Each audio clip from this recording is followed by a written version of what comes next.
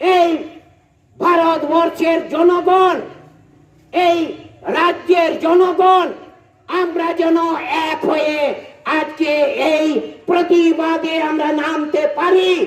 এছাড়া আমাদের বাঁচার আর উপায় নাই।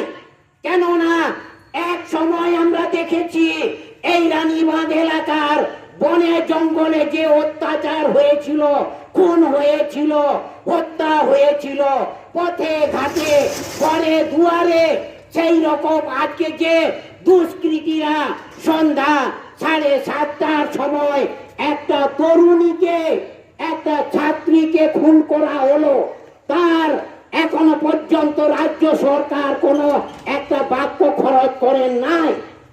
তাই আমাদের প্রতিবাদ, আগামীকাল আমরা এই প্রতিবাদে নামছি।